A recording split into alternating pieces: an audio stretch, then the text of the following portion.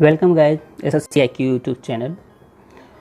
SSC IQ YouTube channel में मैं आपके लिए मैथ्स के कुछ क्वेश्चन लेके आया हूँ जो आपकी स्क्रीन पे दिख रहे होंगे। यहाँ पे 10 क्वेश्चन हैं, एप्टीट्यूड के हैं, इम्पॉर्टेंट है, आपको बहुत कुछ जानने को सीखने को मिलेगा। आइए स्टार्ट करते हैं। मैं बारी से बारी सॉल्व करके दिखाता हुई हूँ और आप खुद से भी कॉपी पेन लेके ट्राई कर सकते हैं। ओके, तो यहाँ पे पहला क्वेश्चन है, ये papaya tree was planted 2 years ago. It increases at the rate of 20% every year. If at present the height of the tree is 540 centimeter, what was it when tree was planted? ये इसका English version हो गया। मैं हिंदी में पढ़ के बताता हूँ आपको। 2 वर्ष पहले एक पपीते का पेड़ लगाया गया था। यह प्रत्येक वर्ष 20% की दर से बढ़ता है। यदि वर्तमान में पेड़ की ऊंचाई 540 सेंटीमीटर है तो पेड़ लगाए जाने के समय इसकी लंबाई कितनी थी? यहाँ 5 ऑप्शन भी दिए हुए हैं। मैं आपको इसे सॉल्व करके दिखाता हूँ इसे कैसे सॉल्व करना है आपको। ठीक है, बहुत इजी है, ट्रिक भी है, इसके शॉर्ट मेथड भी है, मैं दिखाता हूँ आपको। टाइम दिया है आपको 2 ईयर्स का। ठीक है, और जो रेट है 20% दिया है।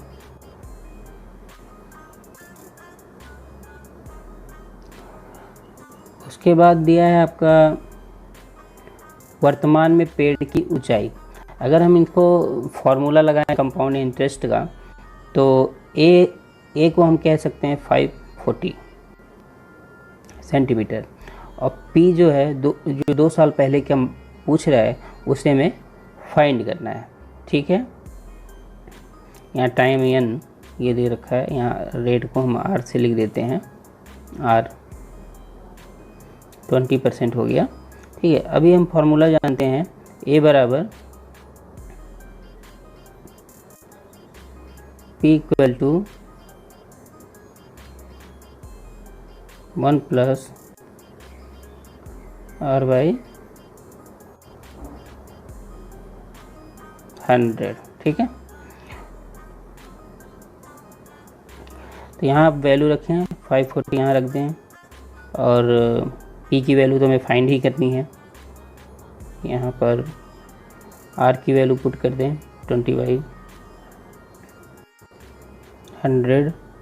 ठीक है, इसे सॉल्व करें तो ये 540 हो जाएगा, और ये P 1 प्लस आर बाई 100, 20/100 को अगर हम काटेंगे, छोटा करेंगे तो 1/5 हो जाएगा। ठीक है, 20 से कम 20, 20 बचे 100।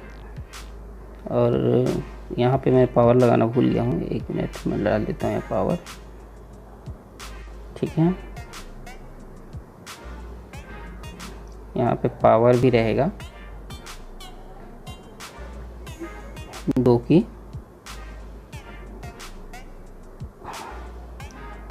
चलिए अब आगे देखते हैं। 540 इक्वल टू ई। अब इसको हम करेंगे सिंप्लीफाई, तो इसके स्क्वायर 2 हो जाएगा। ठीक है, और 540 बराबर आपका हो जाएगा P इंटू 36/25। ठीक है, इसे हम जब सॉल्व करेंगे आगे, P इक्वल टू हो जाएगा फिर 540 इंटू 25/36। ठीक है, इसे अब सॉल्व कर सकते हैं, छोटा कर सकते हैं। अगर हम 9 से काट दें 540 और 36 को, तो 9 छक 54 बटे 4 इंटू 25, 9 छक 36 होता है, तो वो हो जाएगा। और ये 15 गुणे 25 हो जाएगा, बराबर आ जाएगा आपका 375 सेंटीमीटर। तो ये आपका सॉल्विंग मेथड हो गया। टाइम दिखा दिया मैंने, आपने यहाँ पे देख ही लिया। ये टाइम 2 साल, रेट लिख दिया 20%, ए 540 सेंटीमीटर, पी की वैल्यू हमें फाइंड करनी थी, तो मैंने फार्मूला लिख दिया है पूरा, ए बराबर पी इंटू 1 + r/100 के पावर n। ठीक है, वैल्यू रखते गए, सॉल्व करते गए और 375 सेंटीमीटर हमारा जो है वैल्यू मिल गया। और ये ऑप्शन ए में भी है। एक मेथड तो ये हो गया। दूसरा मेथड मैं बताता हूँ आपको कि कैसे सॉल्व करते हैं। एक और तरीका जो बहुत शॉर्ट है, क्योंकि इसमें जो टाइमिंग है वो डबल है। ठीक है, डबल के केस में हमारे पास एक शॉर्ट फार्मूला है इक्विवेलेंट का, उसे मैं दिखाता हूँ आपको कि वो शॉर्ट फार्मूला क्या है। वो शॉर्ट फार्मूला परसेंटेज इक्विवेलेंट का जो होता है, उसमें equal to a + b + ab/100 होगा। अब में से बहुत लोग जानते भी होंगे ये फार्मूला। इसमें क्या करना है, हमें जो 20% का रेट है उसको इन पे पुट करेंगे, 20 × 20/100 करेंगे तो ये आएगा 44%। ठीक है, तो 44% जो है 2 साल में वो बढ़ा। ठीक है, तो पहले 100 था, तो टोटल जो इंक्रीज परसेंटेज, टोटल परसेंटेज जो हो जाएगा वो कितना हो जाएगा आपका, 100 + 44 हो जाएगा। तो ये बराबर हो जाएगा आपका 144%। ठीक है, मान लीजिए वो उस टाइम x था, तो x जो वैल्यू है 144%, 144x/100 बराबर क्या हो जाएगा, प्रेजेंट टाइम की वैल्यू 540। मतलब अभी क्या हुआ ना, जो परसेंटेज है टोटल वो 144% हो गया, जो 540 के बराबर होगा। तो 144x/100 = 540 हो गया। ठीक है, इसे हम सॉल्व करते हैं तो x की वैल्यू हमारी निकल जाएगी ईजिली। देखिए मैं कैसे करता हूँ, बाई 144। अब इसे हम क्या करते हैं, इसे हम 540 और 144 को हम काट देते हैं। ठीक है, कैसे काटेंगे, आप इसे अलग मेथड कटिंग का करेंगे। जैसे मान लीजिए इसको हम कर देते हैं 9 से काट देते हैं, तो 540 को 9 से काटेंगे तो 60 आएगा। तो 60/144 को काटेंगे 9 से तो 16 आ जाएगा। 16 9 144 होता है। और इसको हम सॉल्व करेंगे तो 6000/60, इसे और छोटा करेंगे तो 1500/4 आ जाएगा, बराबर सेम आंसर 375 सेंटीमीटर आपको मिल गया। तो ये एक तरीका था इसको सॉल्व करने का। ठीक है, काफ़ी इजी होगा, आप देख सकते हैं दोनों मेथड यहाँ पे हैं, ये वाला भी है वो वाला, और जैसे मैंने यहाँ पे सॉल्व किया है। ठीक है, 44% और टोटल निकाल लिया 140%, और उसके बाद जो x मान लीजिए वो वैल्यू x है, तो वो मान के हमने क्या किया, 144x/100 = 540 कर दिया। ठीक है, इस तरह से ये सॉल्व हो गया और 375 की वैल्यू आ गई। आई होप आप लोगों को समझ में आ गया होगा कि इसे कैसे सॉल्व करना है। ठीक है, आइए नेक्स्ट क्वेश्चन की तरफ बढ़ते हैं, क्वेश्चन नंबर 2 की तरफ।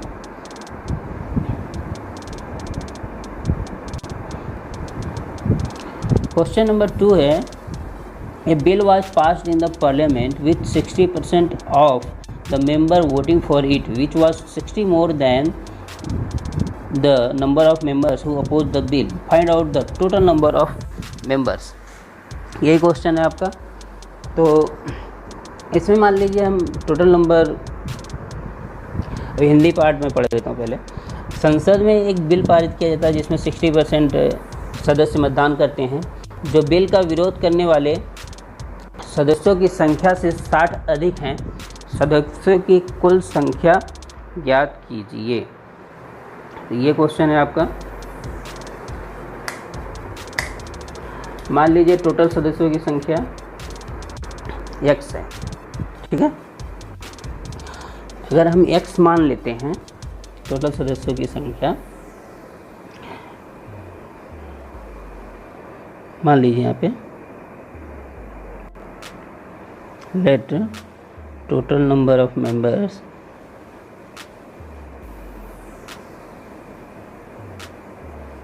एक्स।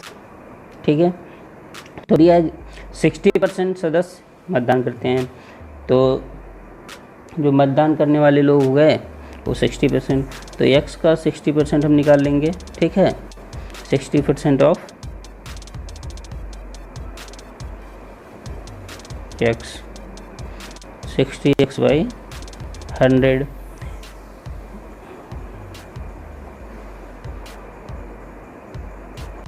आ गया। ठीक है, ये लोग हैं जिन्होंने मतदान किया है समर्थन में, बाकी जो बचे उन्होंने विरोध में किया होगा, क्योंकि जो बिल का विरोध करने वाले सदस्यों की संख्या से 60% है, 60 अधिक है। तो अभी यहाँ पे हम उसको निकाल लेंगे। ठीक है, तो वो जो लोग हैं विरोध करने वाले लोगों का परसेंटेज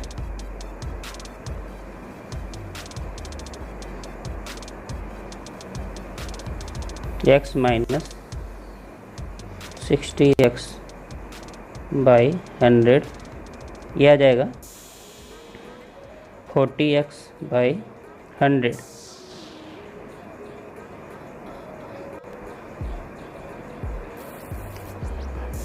अब क्या है, अब क्वेश्चन में ये कंडीशन दी है जो बिल का विरोध करने वाले सदस्यों की संख्या से 60 अधिक है। ठीक है, जो 60% है, मतलब 60x by according to condition given that 60x by 100 equal to 40x by 100 plus 60। क्योंकि ये 60% वाला 60 अधिक था, उनकी संख्या 60 अधिक थी, इसलिए हम क्या करेंगे, इसको बैलेंस करने के लिए ये जो 60 है दूसरी साइड में 40x की साइड में ही ऐड करेंगे। ठीक है, जिससे इक्वेशन हमारा बैलेंस हो जाए। तो हम इसे 60x बाई 100 माइनस उधर से इधर हम पक्षांतर कर देंगे, ट्रांसफ़र कर देंगे। ठीक है, तो 60 के बराबर हो जाएगा। अब इसको सॉल्व करेंगे तो 20x बाई 100 बराबर 60 हो जाएगा।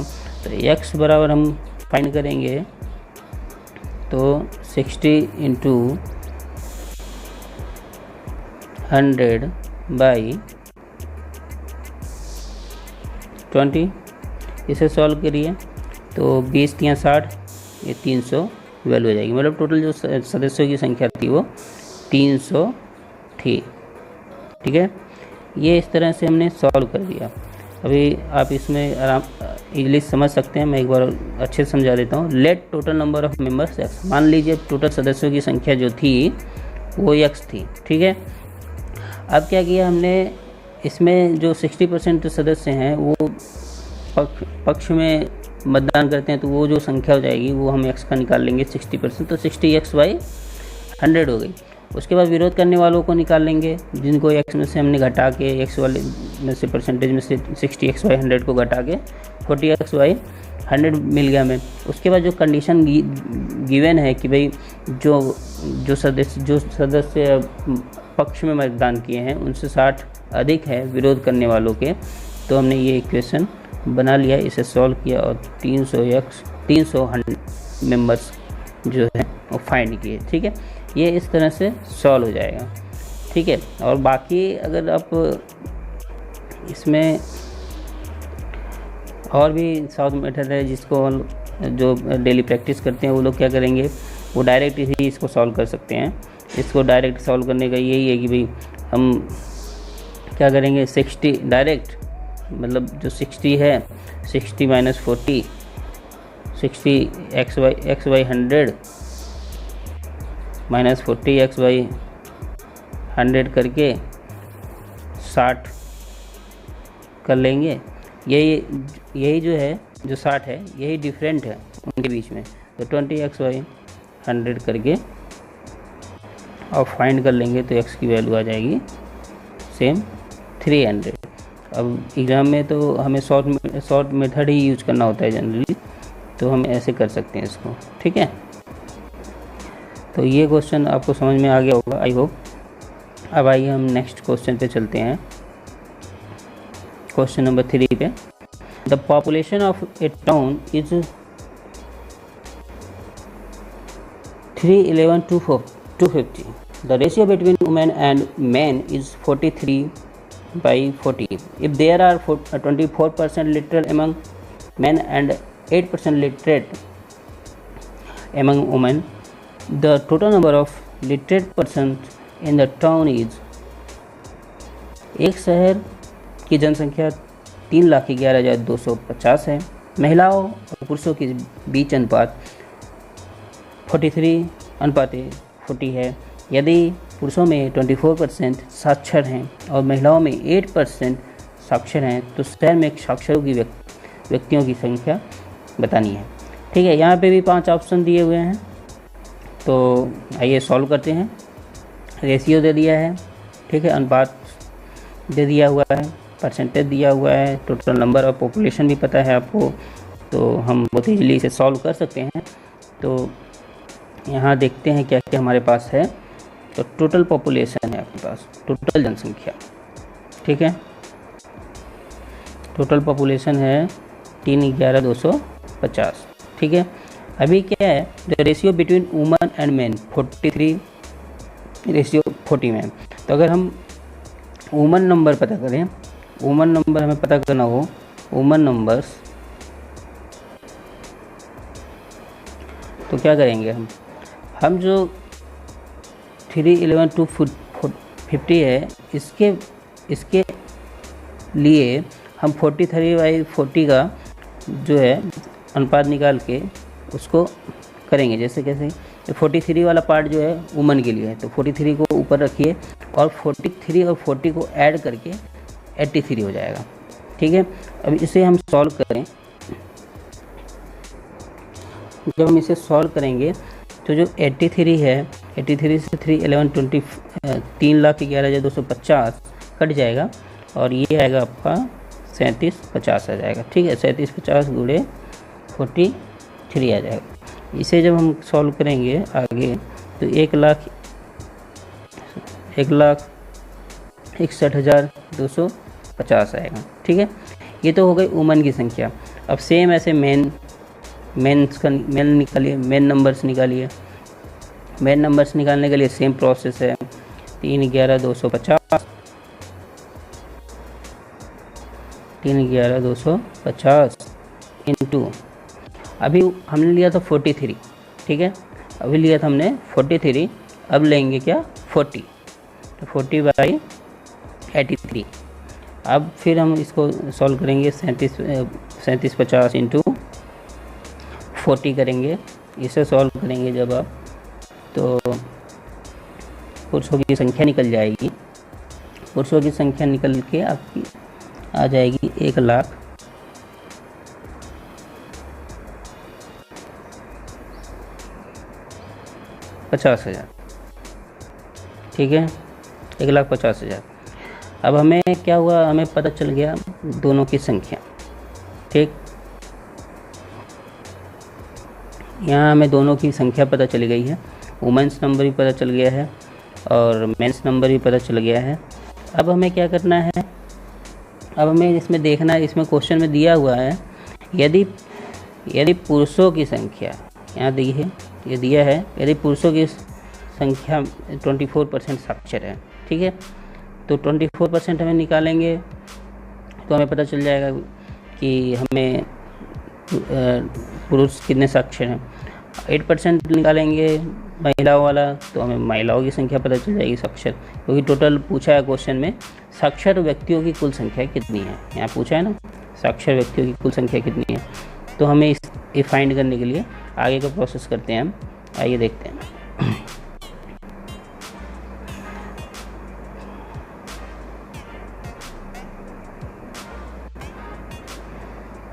तो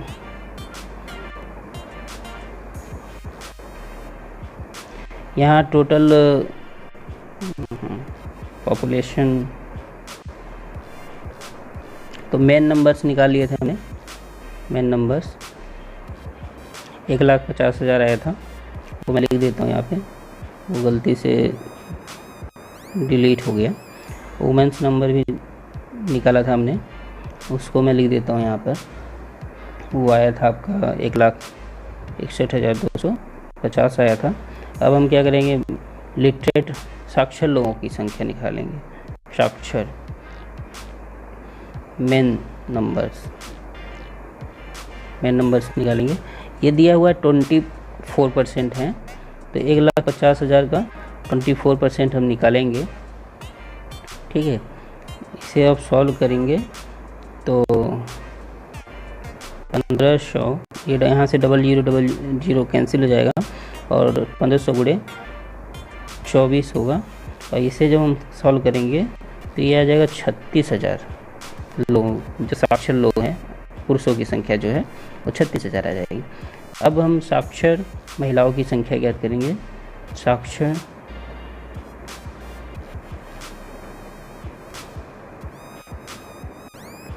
ह्यूमन नंबर्स, तो इसके लिए हम 1,61,250 इंटू, इसमें दिया 8% है तो 8% भी कर सकते हैं हम। ठीक है, तो इसे सॉल्व करेंगे जब आप हम, तो ये आ जाएगा 12,900। ठीक है, अब टोटल साक्षर जो होंगे, टोटल साक्षर नंबर्स हो जाएंगे आपके 36,000 प्लस 12,900, ये जोड़ के हम हो जाएगा टोटल 48,900। तो इसमें बी ऑप्शन दिया हुआ है,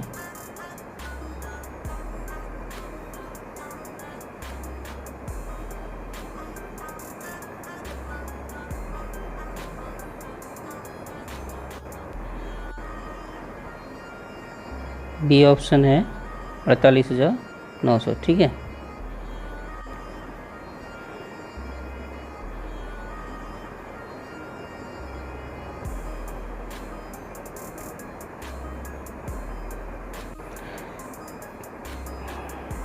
ये रहा, ये आंसर हो गया। ठीक है, ये आपको समझ में आ गया होगा आई होप। और यहाँ थोड़ा सा कट गया है, लेकिन आप लोगों मैंने 36,000 प्लस 12,900 जोड़ लेंगे तो 48,900 आ जाएगा। बाकी और भी शॉर्ट मेथड में आपको करना हो तो एक ही लाइन में कर सकते हैं। वो कैसे कर सकते हैं तो वो मैं दिखाता हूँ आपको करके। इधर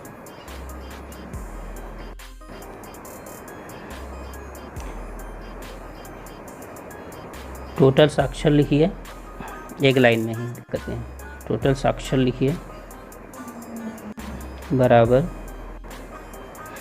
जो टोटल पॉपुलेशन है 3,11,250 है। ठीक है, इंटू करिए, कितना करेंगे 43/83 करें, इंटू फिर करें 24/100 करें, फिर प्लस करें, फिर सेम 3,11,250 गुणे 40/83 करें, इंटू 8% बोला है महिलाओं का तो 8/100 करें। अब इसमें क्या है, आप इसको एक ही लाइन में सॉल्व करेंगे, एक ही बार में आंसर आपका टोटल का टोटल आंसर आ जाएगा। ठीक है, डायरेक्ट आपका 48,900 आएगा। इसे सॉल्व करके देख लीजिएगा अपने घर वर पे, आप सॉल्व ही कर रहे हैं सारा। ठीक है, ये हो गया। आई होप ये समझ में आया होगा आपको अच्छे से। ऐसे इसको सॉल्व कर सकते हैं एक ही लाइन में। ठीक है, आइए नेक्स्ट क्वेश्चन देखते हैं। Question number 4।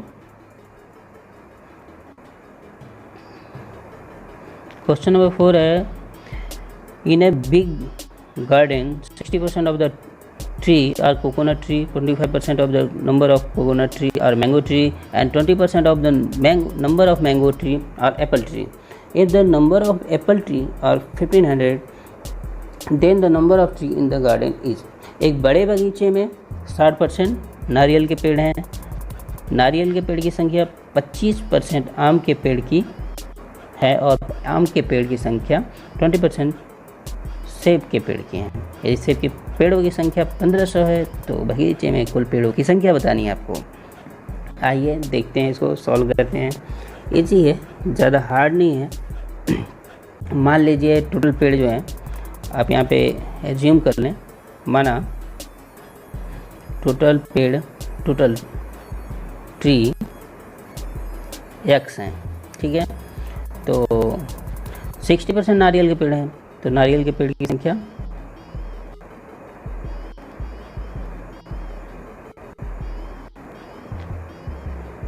कोकोनट ट्री लिखता हूँ, इजी रहेगा। कोकोनट ट्री इक्वल टू हो जाएगा आपका 60/100 इंटू x, मतलब ये हो जाएगा 60x/100। ये तो हो गई आपके नारियल की संख्या, ठीक है। अब बोला है कि जो नारियल की संख्या है उसका 25% आम की संख्या है, तो हम क्या लिख देंगे 60x/100 गुणे 25%, मतलब ये हम सॉल्व करेंगे तो यहाँ पे काटेंगे 25/100 को 1/4 आ जाएगा, तो ये आ जाएगा 15x/100। ये क्या हो गया, मैंगो ट्री हो गई, ये हो गई मैंगो ट्री, ठीक है। ये हो गया मैंगो ट्री। अब आगे जो है हम देखेंगे एप्पल ट्री का। एप्पल ट्री में दिया हुआ है कि भाई जो एप्पल ट्री है वो 20% है आमों की संख्या का, तो मैंगो ट्री का, तो फिर हम इसको सेम तरीके से 15x/100 इंटू 20/100 इक्वल टू 1/5 हो जाएगा, 20/100 को काटेंगे तो यह आ जाएगा 3x/100। और जो क्वेश्चन में दिया है जो एप्पल ट्री है उनकी संख्या दी हुई है, एप्पल ट्री की संख्या भी दी हुई है, कितना दी है आपको 1500 दी हुई है, तो वो वैल्यू हम यहाँ पे रख देंगे।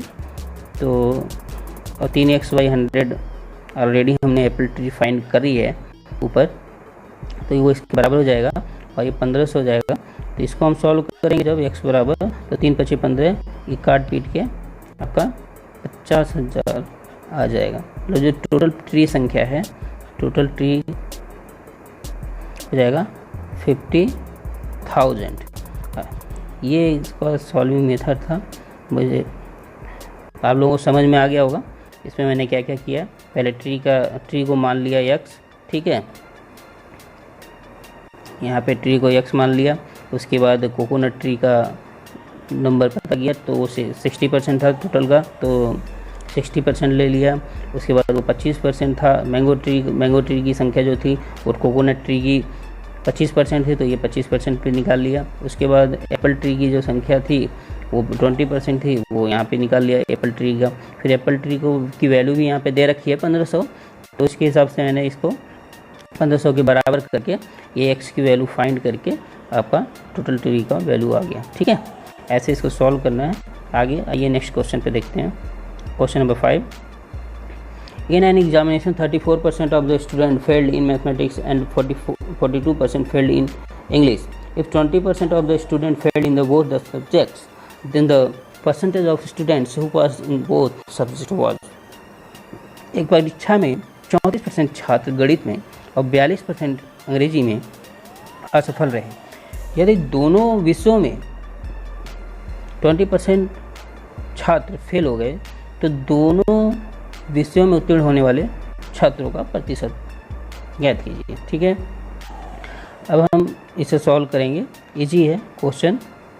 हमारी हमने हाई स्कूल में पढ़ा था सेट थियरी, उसमें एक फार्मूला था, formula NA union B equal to NA + NB minus n A intersection B होता था। मैं यहाँ सही से लिख नहीं पाऊँगा, वरना मैं बता देता आपको। एन ए यूनियन बी, ठीक है, n A union B equal to n A plus n B minus A, n A intersection B, ऐसे था। आपने जिसको याद होगा वो पढ़ा होगा। तो वो फार्मूला हम इसमें यूज करके भी क्वेश्चन सॉल्व कर सकते हैं, ठीक है। इसमें दिया हुआ है कि 34% छात्र गणित में, 34% छात्र गणित में, तो मैथ्स परसेंटेज, मैथ्स स्टूडेंट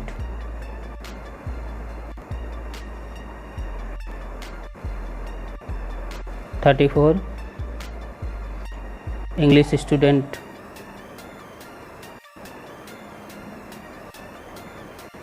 % कितना है यहाँ पे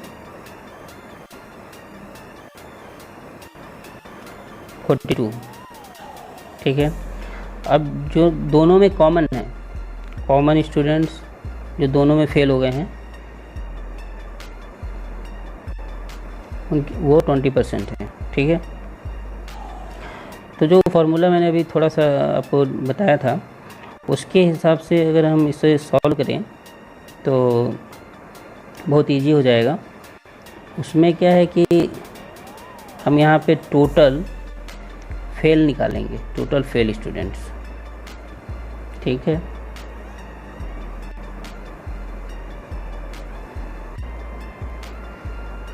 तो आपका 34 प्लस 42 माइनस 20 जो फार्मूले में दिया हुआ था उसको करके यहाँ पे हम फाइंड करेंगे तो ये 56% आ जाएगा, ठीक है। ये तो फेल वाले हैं। फिर टोटल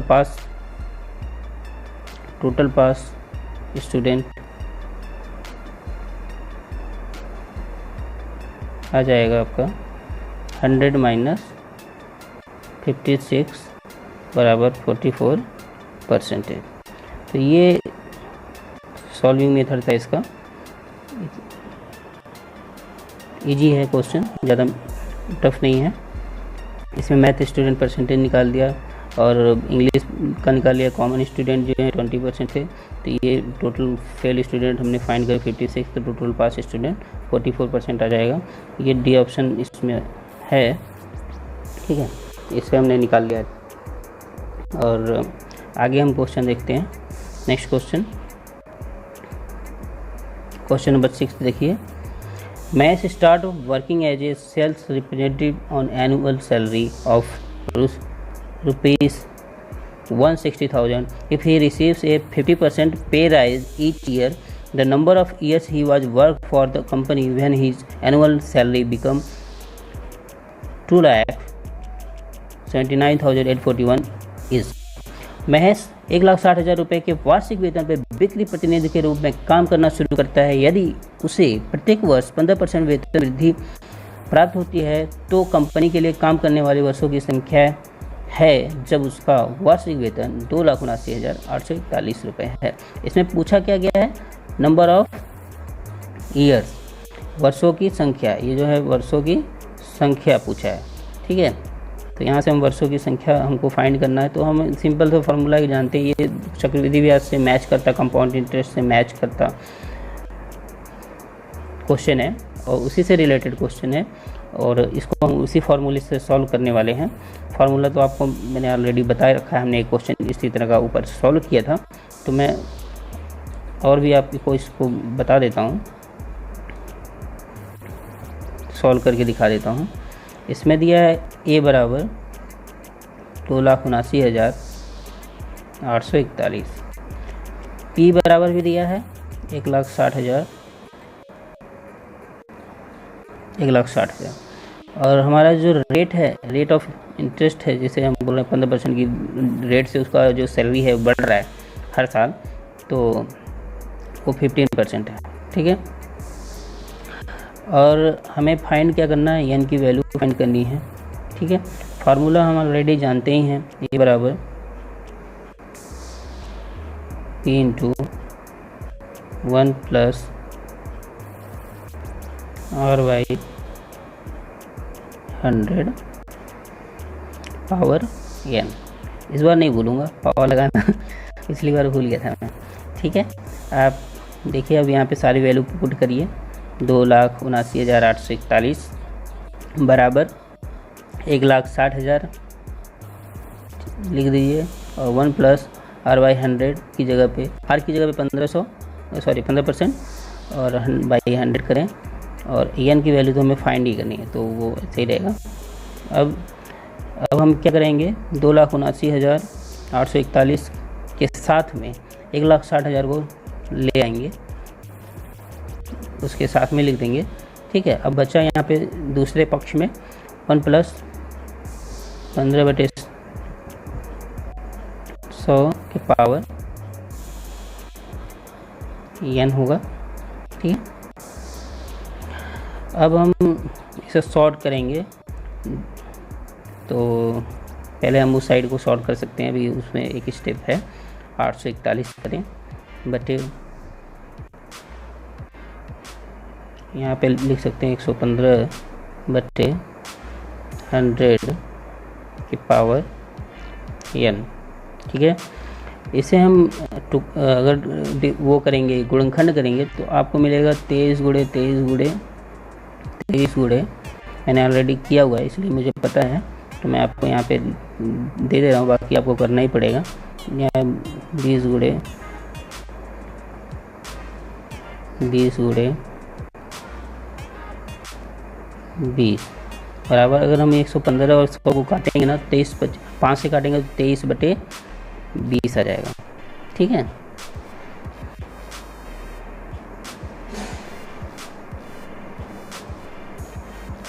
हम्म, 23/20 और पावर इसके, सॉरी ब्रैकेट लगा देता हूँ मैं, पावर n। ठीक है, अब 23 यहाँ पे 4 बार है, 20 भी 4 बार है, तो आपको समझ में आ ही गया होगा कि आंसर क्या होने वाला है। आप लोग ऐसे भी बहुत तेज स्टूडेंट हैं। ये लो आपका आ गया 23/20 की पावर n। तो n बराबर आपका निकल के आ गया यहाँ से। कंपेयरिंग करेंगे दोनों साइड में, 4 कंपेयरिंग करने पे आपको निकल के आ गया n बराबर 4 ईयर्स। ठीक है, तो ये इसका सॉल्यूशन था। इसको कैसे सॉल्व करना था मैंने एक एक करके आपको बता ही दिया है अच्छे से। तो आइए एक बार रिव्यू करते हैं। पहले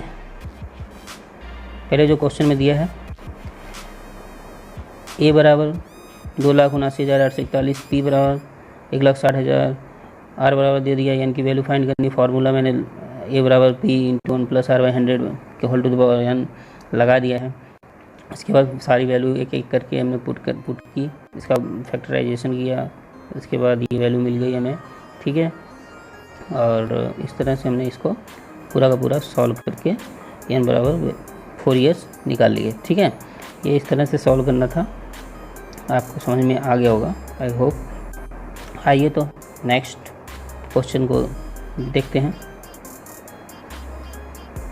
the income of A is 150% of the income of B and income of A and the income of C is 120% of the income of A. If the total income of ABC together is 86,000, what is C's income? A की आय B की आय की 150% है और C की आय A की आय की 120% है।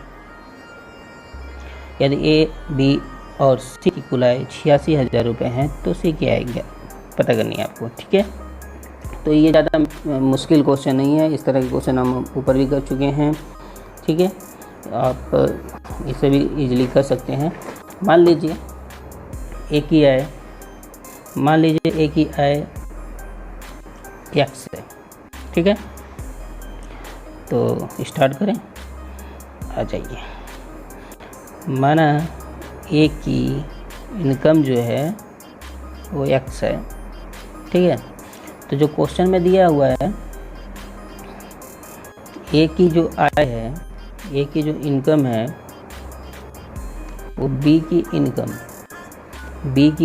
की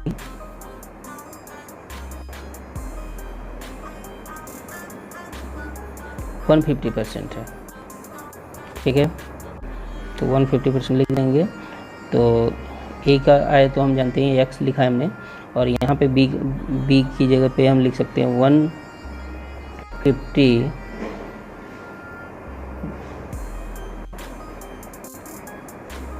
बी इनकम 150/100, ठीक है। अगर हम इसको सॉल्व करें तो बी इनकम हम यहाँ से निकाल लेंगे, बराबर आ जाएगा आपका 100x/150। थोड़ा अलग है, बी की इनकम निकली। सी इनकम ऐसे ही सेम हम फाइंड करेंगे।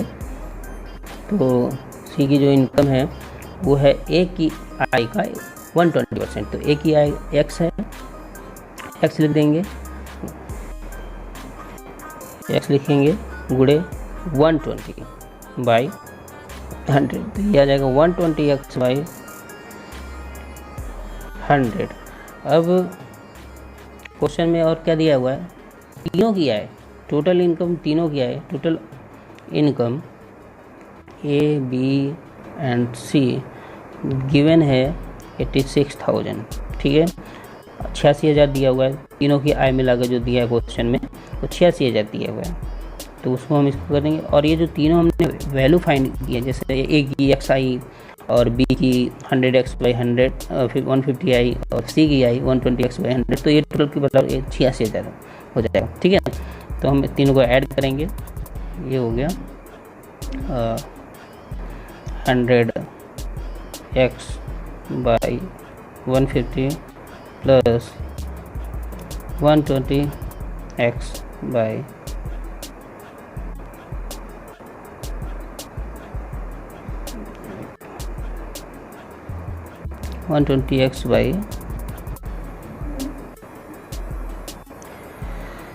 इसको बराबर कर देंगे 86,000 के। इसको सॉल्व करिए, छोटा कीजिए, तो छोटा करेंगे तो आप आएगा 860x/100 बराबर 86,000। अब x की वैल्यू यहाँ से हम फाइंड कर लेंगे आपका, सॉरी यहाँ 300, क्योंकि जब हम LCM लेंगे तो 300 आएगा। तो 86,000 इंटू 300/860, इसको हम जब और सॉल्व करेंगे तो x की वैल्यू जो है हमें 30,000 मिल जाएगी। यस, 30,000 मिल जाएगी। तो ये जो एक इनकम थी, हमने x मानी थी, तो ए इनकम जो हो जाएगी 36,000 हो जाएगी, ठीक है। अब जो हमें क्वेश्चन में पूछा है सी की इनकम, सी इनकम कितनी है, सी इनकम हमने वहाँ पे ऊपर फाइंड की थी 120x/100। तो 120 इंटू एक्स की जगह 36,000 लिखेंगे और बाई 100 करेंगे। जब इसको हम सॉल्व करेंगे, सॉरी यहाँ पे 30 लिखना था मुझे, 30,000, 36 नहीं 30। तो ये आ जाएगा आपका सॉल्व करने पे 36,000। तो आपको समझ में आ ही गया होगा कि कैसे करना है। 1 बाई 1 स्टेप बता दिया मैंने सारा।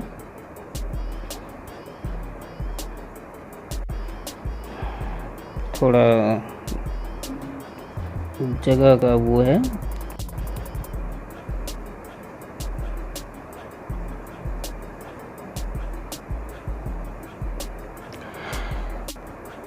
तो ये सॉल्विंग मेथड था। मैं आपको तो यहाँ पे मैं आपको एक बार रिव्यू करके दिखाता हूँ। माना ए की इनकम एक्स है, मान लिया हमने ए की इनकम एक्स है, उसके बाद ए की इनकम जो है बी की इनकम की 150% जो क्वेश्चन में दिया हुआ है, तो एक्स, तो जो हमने बी की इनकम फाइंड कर ली 100x/150 ठीक है। उसके बाद सी की इनकम हमने फाइंड की, सी की इनकम हमने फाइंड की तो 120x/100 आया। और उसके बाद टोटल इनकम जो दिया है क्वेश्चन में 86,000, उसको इक्वेशन के इक्विवेलेंट करके एक्स की वैल्यू फाइंड करके सी की वैल्यू, सी की इनकम फाइंड कर ली हमने। ये मेथड था इसका, ठीक है, जो हमने किया और वो आपकी स्क्रीन पर है। आपको क्लियर हो जाएगा। इसमें ऑप्शन भी दिया हुआ है, ये 60,000, ठीक है। तो इसे ऐसे ही सॉल्व करना था। अब आइए हम नेक्स्ट क्वेश्चन की तरफ बढ़ते हैं। Question number 8, Aman's expenses is 30% more than Vimal's and Vimal expenses is 10% less than Raman. If the sum of their expenses is 6,447, then what would be Aman's expenses? अमन का व्यय विमल की तुलना में 30% अधिक है और विमल का व्यय रमन की तुलना में 10% कम है। यदि उनके व्यय का योग 6,447 रुपये है तो अमन का व्यय कितना है? तो ये क्वेश्चन है आपका, इसे हम सॉल्व करेंगे। ये भी प्रीवियस क्वेश्चन जैसा ही है और मैं दिखाता हूँ आपको इसको सॉल्व करके। हम इसमें क्या करेंगे, रमन का व्यय मान लेते हैं, ठीक है। तो रमन का व्यय मान लेंगे x, ठीक है। रमन का एक्सपेंस जो है उसे मान लीजिए x।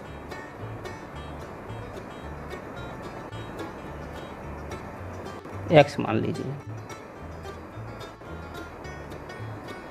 थोड़ा साइज ही छोटा हो जा रहा है, 1 मिनट।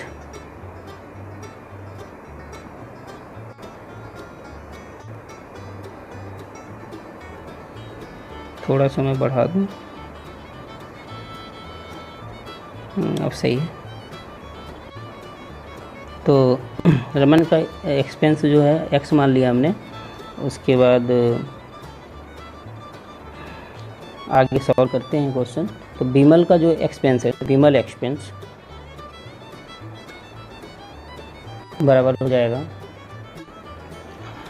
क्योंकि वो 10% कम है, ठीक है। हम उल्टे से जा रहे हैं नीचे से।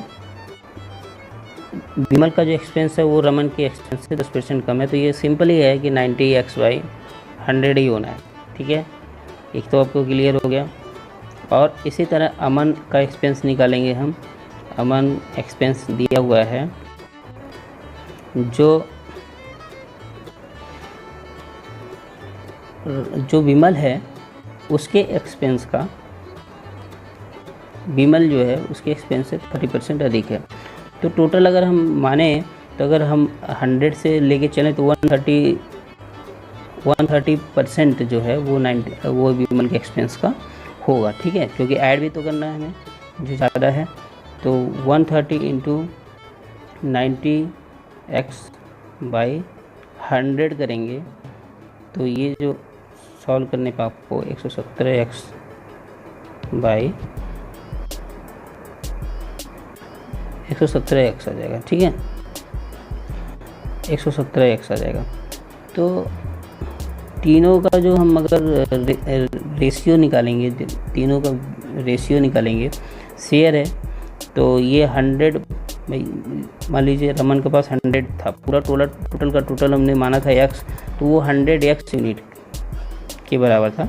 वो 100x यूनिट मान लीजिए इसको 100x, तभी वो हम 100 तो मान नहीं सकते क्योंकि वैल्यू भी दी हुई है, तो हम इसको 100x ही मानेंगे। तो ये सॉल्व करेंगे 13 9 117 और 117x आ जाएगा, ठीक है। अब इसमें क्वेश्चन में दिया है टोटल जो एक्सपेंस है तीनों का, टोटल एक्सपेंस वो है 6,447। तो जैसा हमने तीनों वैल्यू फाइंड की है, 100x, ठीक है, प्लस 90x प्लस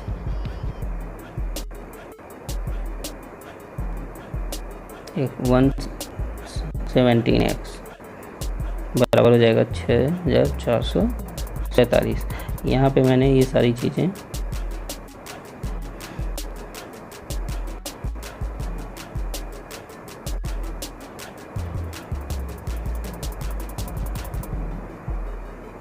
अब इसको हम जब छोटा करेंगे, सॉल्व करेंगे, तो 307 x बराबर हो जाएगा 6447। तो x की वैल्यू हम फाइंड करेंगे तो x बराबर हो जाएगा 21। अब इसमें क्वेश्चन में पूछा हुआ है अमन का व्यय, अमन एक्सपेंस 117x था, तो 117 गुणे 21 करेंगे 2457 रुपीज़ हो जाएगा ये आंसर। ठीक है, इसको ऐसे ही सॉल्व करना था 1 बाई 1, मैंने आपको बता दिया है। रिव्यू कर लेते हैं। जो रमन का एक्सपेंस है वो 100 मान लिया, 100 यूनिट है। जो विमल का हो जाएगा वो 90 यूनिट हो जाएगा, और अमन का जो जब निकालेंगे तो 117 यूनिट हो जाएगा। और टोटल जब हम ऐड करेंगे तो 100x plus 90x plus 170x equal to 6447 हो जाएगा। इसको हम सॉल्व करेंगे तो x की वैल्यू फाइंड कर लेंगे और फिर अमन की वैल्यू निकल आएगी आपको। ठीक है, ये इस तरह से लगाना था। आइए नेक्स्ट क्वेश्चन देखते हैं। Question number 9, in an examination it is required to get 296 marks out of aggregate marks to pass. A student gets 220 marks and is declared failed by 10% marks. What are the maximum aggregate marks a student can get? एक परीक्षा में सफल होने के लिए कुल अंक के 296 अंक प्राप्त करना आवश्यक है। एक विद्यार्थी को 222 अंक मिलते हैं और 10% अंकों से असफल हो जाता है। एक छात्र कितने अधिकतम कुल अंक प्राप्त कर सकता है? तो मान लीजिए x अंक प्राप्त कर सकता है, माना x अंक प्राप्त कर सकता है मैक्सिमम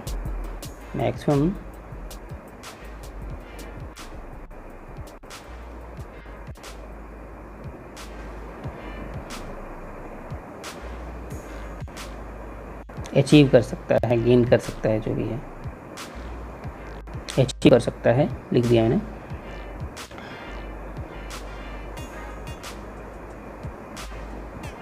अब इसमें दिया हुआ है 296 अंक वो पासिंग मार्क है।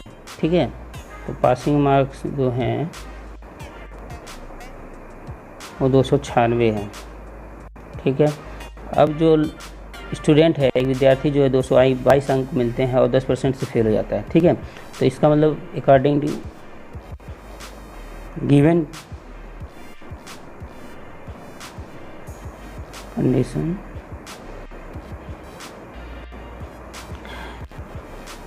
अकॉर्डिंग टू गिवन कंडीशन यहाँ पे दिया हुआ है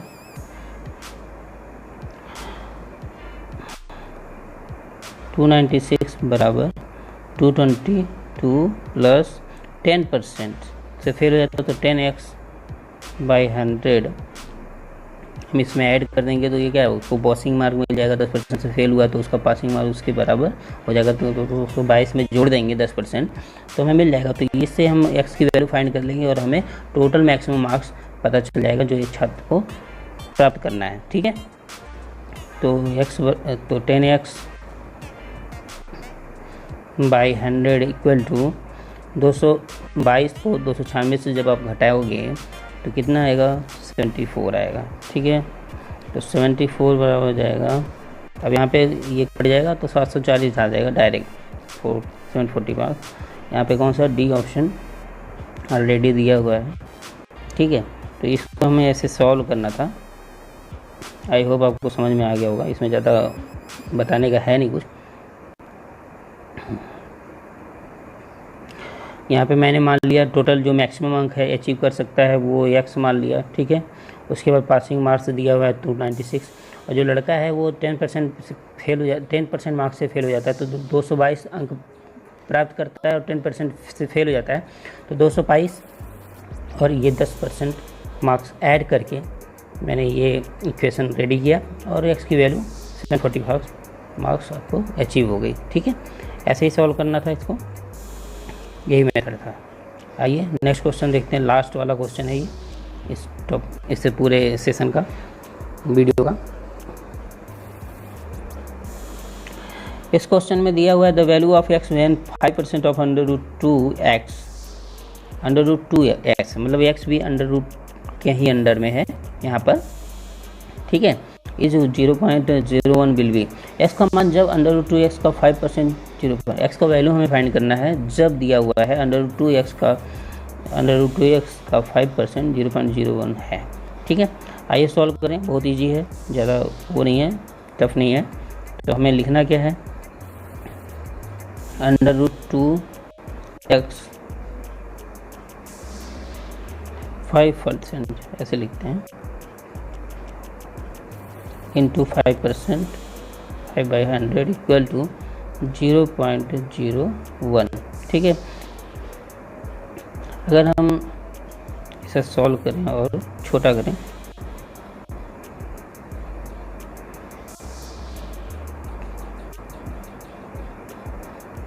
तो ये 1/20 हो जाएगा, सॉरी 1/20 हो जाएगा। जब छोटा करेंगे हम इसको कटेंगे तो 5 एकम 5 और 20 बचे 100, तो 0.01। अब क्या करना है, हम इसको मल्टीप्लाई करा देते हैं, √2x बराबर हो जाएगा 0.2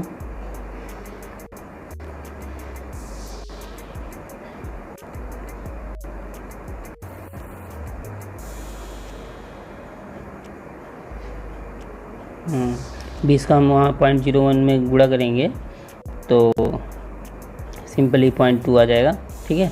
अब हम क्या करेंगे, दोनों पक्षों को स्क्वायर कर देंगे, स्क्वायर बोथ साइड,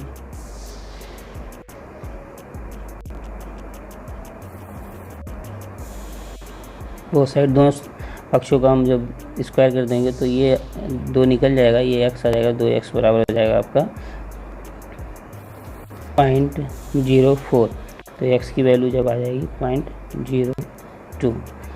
ये इसका तरीका था, ठीक है। इसमें ज़्यादा कुछ बताने का था नहीं, आप लोग ऐसे भी तेज हो।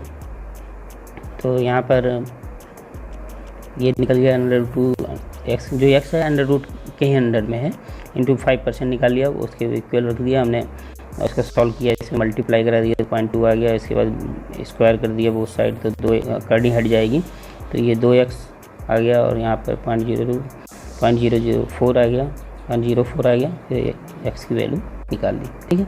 तो ये था टोटल 10 क्वेश्चन का एनालिसिस। आई होप आप लोगों को सबको अच्छा लगा होगा, कुछ सीखने को मिला होगा, कुछ भी सीखने को मिला होगा, तो मेरा जो इतना मेहनत था वो सफल हो जाएगा। Thank you watching this video, ऐसे ही कंटिन्यू आप बने रहिए मेरे साथ, धन्यवाद।